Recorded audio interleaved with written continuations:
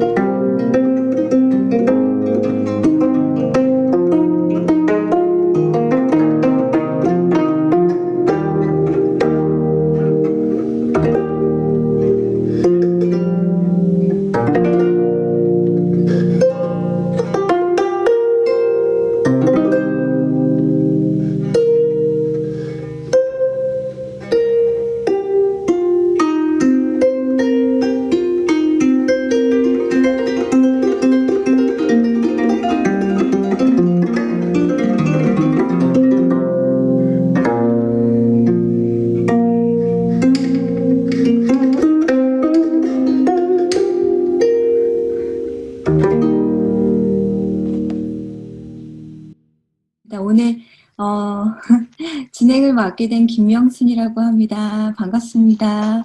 오늘 컨퍼런스 주제가 전통음악인데요. 오늘 우리 음악을 아시아 다른 나라와 비교해서 쉽고 재미나게 설명해 주실 교수님을 모셨습니다. 대전대 부교수로 재직 중이시고 서단법인 고악기 연구의 대표로 계시며 귀한 시간 내주신 교수님 환영합니다.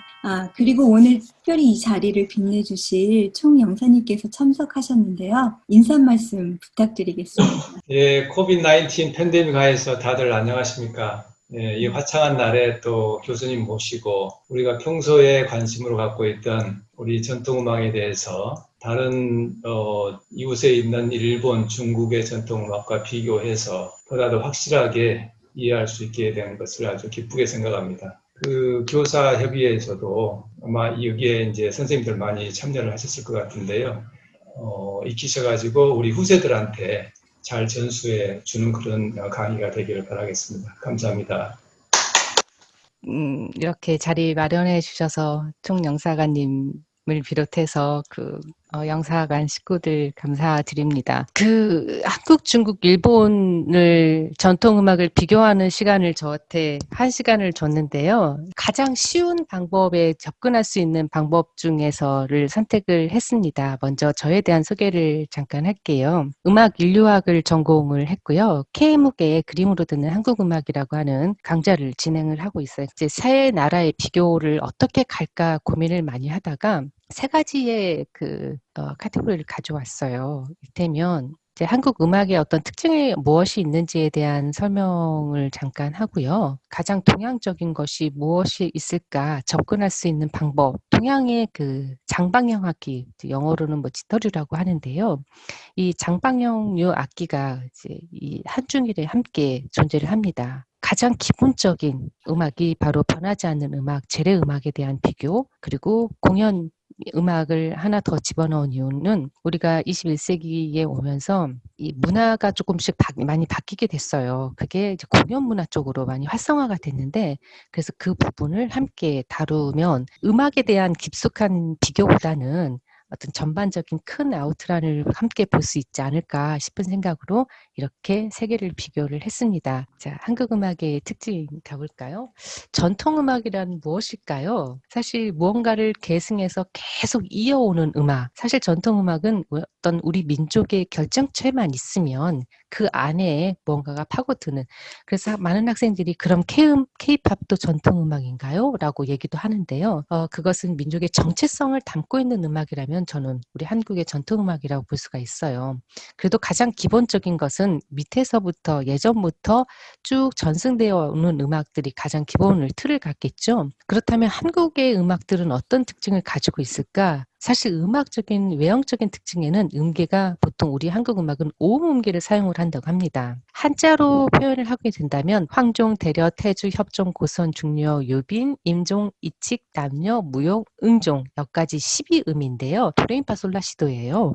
도레미파솔라시도를 이렇게 한자어로 표현을 하면 우리는 황대태협, 고중, 유임, 이, 남무, 응 이런 식으로 표현을 보통 하고 있습니다. 황종, 태주, 중려, 임종, 남녀 이렇게 되는 것을 보통 평조라고 얘기를 해요. 평조는 굉장히 평안한 소리를 내요. 일반적으로 우리가 알고 있는 아리랑이 바로 여기에 해당이 돼요. 그 다음에 황, 협, 중, 임, 무 이렇게 되는 보통 라도레미솔로 구성이 되어 있는 이 음악은 보통 계면조라고 우리가 표현을 합니다. 그래서 서양음악에서는 평조를 장조라고 비교를 한다면 계면조는 서양음악에서 단조 정도에 해당이 될 것 같아요. 이렇게 5개의 음들을 딱 5음이라고 구분을 지을 수는 없어요. 방금 말씀드린 것처럼 우리 음악에서는 꾸미 음음들이 굉장히 많이 들어있는데 그것은 식임새라고도 표현을 해요. 이 식임새가 곳곳에 사용이 되고 있기 때문에 굳이 꼭 5음이다, 오음계다라고 보기는 어렵습니다. 그럼에도 불구하고 제가 오음계라고 얘기하는 이유는 주 구성음은 오음계로 되어 있는 것들이 많이 구성이 되어 있다고 볼 수가 있어요. 자, 또 하나의 특징을 볼까요? 그러면 그것 말고 구성으로는 어떻게 또 다를까요? 보통 3박자 중심의 장단이 많습니다. 우리 한국 음악 같은 경우에는 보통 따다다, 따다다, 따다다가 많이 들어갑니다. 중국과 일본은 보통 2개, 이음계, 2박자 중심의 장단들이 많습니다. 그래서 가장 비교 대상이 된다면 형식상으로 드러나는 것 중에서는 3박자 중심의 음악은 한국 음악이 되어 있고요. 2박자 중심은 보통 중국과 일본에서 드러나고 있습니다. 그리고 합장단을 시작되는 음악도 한국 음악의 특징 중에 하나인데요. 앞서서 제가 위에 보면 덩덩 따쿵따 이라고 적혀져 있는데 세마치 장단입니다. 우리 같은 경우에는 합장단이 앞에 있어요. 그래서 덩덩 따쿵덩 덩덩 떡쿵덩 이런 식으로. 그래서 주음이 앞에 있다라는 것도 큰 특징으로 볼 수가 있습니다. 이렇게 이제 한국 음악의 특징을 아주 짧게 여러분께 살펴봤는데요. 자, 그러면 이제 진짜 세계의 한중일의 음악의 특징을 살펴보도록 할게요. 안에 지도를 한번 볼까요? 세계 지도에 보면 이렇게 넓적하게 생긴 악기는 사실 동양권에서만 등장하는 악기 중에 하나입니다. 그것도 두드러진 것은 바로 이 한국, 중국, 일본 이 나라들의 공통된 특징은 바로 한자 문화권에 가지고 있다는 특징을 가지고 있어요. 그래서 이 한자 문화권의 이 네 나라의 음악들은 이렇게 넓적한 악기를 가지고 있는데 이런 지토리 악기는 이 동양권 중에서도 동아시아권에서 보통 많이 나타나는 특징입니다. 그래서 이 세 나라의 악기들은 공통된 특징을 가지고 있지만 또 그만큼 독특하게 각 나라마다 특징을 가끔 갖고 있는데요. 제가 여러분한테 보여줬던 맨 왼쪽에 있는 한 여성이 이렇게 머리를 약간 내려온 그 여성은 이제 중국의 악기입니다. 그쪽에서 바로 오른쪽에 보시면 이제 몽골의 야탁이 있고요. 그다음 바로 밑에 보면 이제 누가 봐도 한국 여성의 한복을 입은 가야금, 바로 밑에 검은고, 그리고 남성의 아쟁을 연주하는 모습이 있고요. 그 바로 밑에 일본의 고토를 연주하는 모습을 볼 수가 있습니다. 그리고 바로 그 위에는 중국에서 대표적인 악기 금이라는 악기입니다. 자, 오늘은 세 나라의 악기만 비교를 해볼까요? 가야금, 그리고 쟁, 또 일본의 고토 세 악기를 비교해 보도록 하겠습니다. 이 세 나라의 악기는 똑같이 줄을 꼬아서 만든 악기이고요. 그 다음에 손가락을 이용해서 연주를 하는 그런 악기이죠. 바로 이런 모습입니다. 제가 한국에서는 두 개의 악기를 보여주고 있고 일본과 중국에서는 하나씩 악기를 보여줬는데요. 바로 왼쪽의 악기, 한국의 두 개의 악기는 왼쪽에 있는 조금 큰 악기는요. 저것은 정악 가야금입니다. 그래서 고대부터 내려온 악기라고 볼 수가 있어요. 물론 지금 현재에도 사용을 하고 있어요. 그다음 오른쪽에 있는 산조 가야금은 산조라고 하는 음악이 만들어졌을 때 새롭게 만든 그런 악기입니다. 이 악기는 19세기, 20세기 정도에 만들어진 그리고 물론 지금도 현재 사용이 되고 있습니다. 그리고 밑에 있는 중국에서 사용되고 있는 악기, 그리고 오른쪽에서 재팬이라고 적혀져 있는 일본의 고도는 13년 고도이고요. 조금 있으면 다른 모습을 보여드릴게요. 우리나라 악기 가야금은 우리가 만들었다라고 또 얘기를 하기도 합니다. 그래서 사실 실제로 그 삼국지 위지통일전에 보면 우리나라에 그 고라는 악기가 고대부터 있었다는 것을 기록을 해놓고 있어요. 그 악기가 바로 이 가야금, 우리가 보통 가야금을 가야꼬라고도 얘기를 하거든요.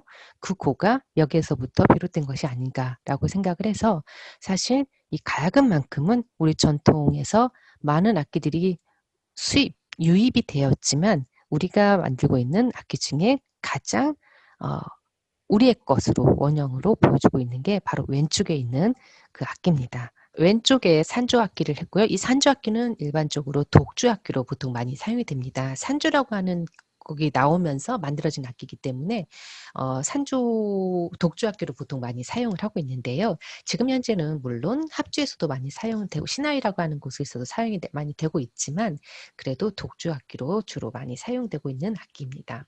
오른쪽에 있는 원래 원형을 가지고 있었던 악기는 전통을 가지고 있는 악기로 지금 현재는 줄풍류라고 하는 선비들의 음악에서도 많이 사용이 되고 있었던 악기입니다. 물론 두 악기는 지금 같이 똑같이 사용이 되고 있어요. 둘 다 명주실을 꼬아서 만들고 있고요. 지금 현재도 명주실을 가지고 연주를 하고 있습니다. 그리고 이 악기를 받치고 있는 것은 안족, 기러기의 발이라는 뜻을 가지고 있는 안족인데요. 받침대를 사용을 하고 있어요. 이 세 나라가 비슷한 것 같지만 가장 큰 차이점은 바로 우리나라 악기들은 맨손으로 연주를 한다는 점이에요. 그리고 맨손으로 연주를 하면서 명주실을 사용하고 있기 때문에 음색이 굉장히 부드럽습니다. 중국 같은 경우에는 지금 현재 사용되고 있는 악기가 이 악기고요. 18세기 이후에 16현의 쟁이 보통 많이 사용이 되고 있습니다. 쟁은 보통 철사줄을 사용을 하고 있어요. 우리나라의 명주실하고 달리 철사줄을 사용하고 있고 손에 그 가조각을 끼워서 연주를 하고 있기 때문에 소리가 좀 더 쨍쨍한 소리가 나겠죠. 우리나라 음색하고 많이 다릅니다. 그러면 일본을 가볼까요?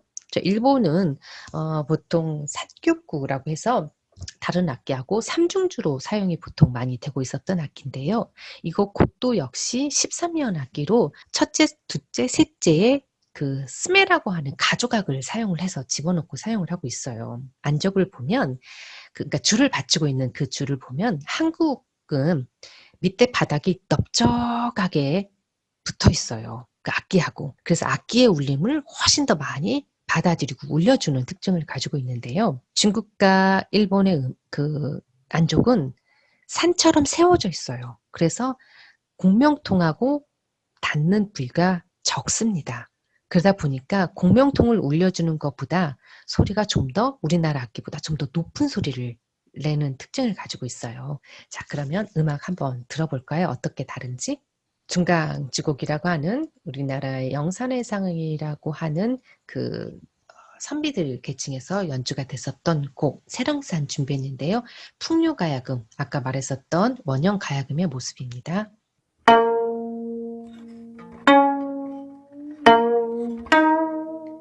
자, 손으로 어떻게 연주를 하는지 잘 보시고요. 그 다음에 왼쪽에 이렇게 손을 잡아서 끄는 그런 농연법도 주의 깊게 한번 보시기 바랍니다.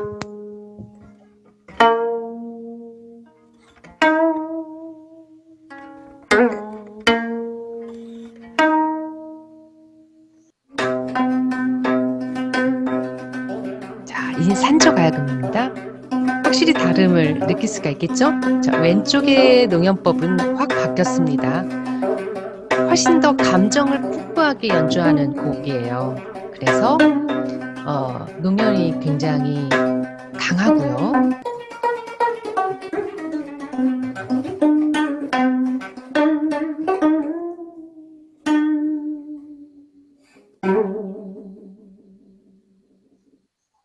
자, 어떠셨어요? 세령산 같은 경우는 감정을 굉장히 이렇게 누르는 음악이 보통 많이 사용이 돼요. 그래서 이 음악 같은 경우에는 조금 마음을 이렇게 안정시키는, 그래서 여러분들이 나 마음을 안정시켜서 붓글씨를 한번 써볼까 하면서 산조 음악 들으면 안 됩니다. 왜냐면 괜히 국악 튼다고 산조 음악 쫙 들으면서 나 붓글씨 한번 써볼까, 그건 이제 망하는 거고요. 내가 마음을 보면서 한번 국악을 들으면서 내가 이렇게 좀 명상을 해야겠다. 그럴 때는 바로 이런 중강주곡 같은 곡을 들으셔야 됩니다. 자, 그러면 제가 왜 이것을 여러분한테 조금 더 깊게 들으라고 했냐면 일본 것을 한번 들어볼게요. 일본의 13면 곡은 어떻게 연주가 되는지 한번 들어보세요. 자, 그리고 아까 기러기 발 안족의 모습도 보시면 우리나라의 안족은 넓적하게 생겼는데 이건 어째요? 산 모양처럼 생겼죠? 그래서 공명통을 많이 디디어 있는 부분이 적습니다. 비슷한 형태를 가지고 있는 것은 역시 중강지곡의 공연 연주 형태하고 많이 흡사하죠. 손으로 눌림과 그다음에 특히 왼쪽의 농연법을 보면 많이 흡사합니다. 그럼에도 불구하고 우리는 이건 왠지 모르게 일본 냄새가 나는데 이건 한국적인데? 라고 다른 부분이 느끼실 수 있을 거예요. 그것은 바로 아까 했던 어떤 선율에 대한 그 방법도 있지만 저는 음색도 무시를 못하는 것 같아요. 이 쟁쟁한 소리를 내는 그 음색을 가지고 있는 특징도 바로 여기 안에 비교점이라고 볼 수가 있겠습니다. 가야금 안쪽 한번 다시 보시라는 거예요. 안쪽 보면 아까 곧도는 산처럼 세워져 있는 벽면에 이건 오른쪽에 넓적하게 바닥에 딱 붙어 있잖아요. 그래서 공명을 훨씬 더 많이 울려주면서 우리의 가장 독특한 우리만의 음색을 만들어내고 있다라는 오른쪽에는 지금 삼국 사기에 뭐 당의 쟁을 보고 만들었다 하는 기록이 나와 있긴 해요. 근데 그 이전에 훨씬 이전에 우리는 가야금의 형태가 이런 토우의 모습으로 볼 수가 있어요. 자, 여기서 이 세 개의 악기를 보면 누가 봐도 저희는 가야금이다라고 얘기를 해요. 이렇게 뒤에 이것을 양이두라고 하는데요. 줄을 매는 장치인데 이건 전 세계에서 한국의 가야금에만 나타나요. 그다음에 고도에서도 없고 어느 나라 어떤 나라에서도 없는 가야금만에 나타나는 특징입니다. 자, 그러면 쟁 한번 볼까요? 쟁은 사실 중국에서 가장 오래된 악기가 아니라 이게 중국에 있는 오래된 악기인데 이것은 금슬의 영양, 특히 슬의 영양으로 해서 만들어진 악기입니다. 고도 같은 경우에도 사실 중국에서 건너온 악기이고요. 그 13현인데 그 12현에다가 맨 끝에 13현, 그러니까 13개짜리 악기는 한 가운데 그 독특하게 그 조연법이 가지고 있어요. 한국과 중국의 영향으로 해서 만들어진 악기가 바로 고토라고 볼 수가 있을 것 같습니다. 이 악기들은 각각 새롭게 자생을 하면서 태어났습니다. 그리고 어떻게든지 영향을 받아서 만들어졌지만 우리가 21세기에 오면서 서양 음악이 그 물결을 타고 들어왔잖아요. 그러면서 우리는 서양 음악하고 또 한 번 대결 아닌 대결을 하지 않을 수 없는 상황이 됐어요. 우리나라는 조금 현대화가 그나마 늦어졌지만 20세기에 창작 음악이 만들어지고 우리도 철사금을 사용을 했게 됐고 철연금이 만들어지고 15현도 만들어졌다가 18현도 만들어졌다가 25현 가야금이 지금 현재는 가장 많이 사용이 되고 있습니다. 25현 가야금은 어떻게 연주하는지 짧게 한번 들어보도록 하겠습니다. 어쩌면 여러분들이 요즘 제일 많이 듣는 곡이 바로 25현 가야금이고요. 사람들은 가야금 하면 이제는 25현 가야금을 생각할 수 있을 것 같아요. 중국은 아까 말씀드린 것처럼 그 예전 악기들 거의 사용되지 않고 지금 현재에 사용되고 있는 쟁의 모습을 보여드릴게요.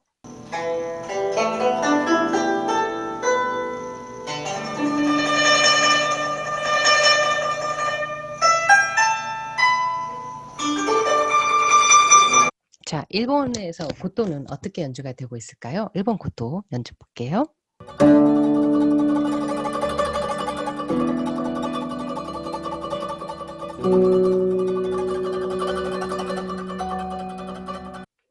자, 이쯤 되면 여러분들은 고개를 갸우뚱하게 하셔야 될 겁니다.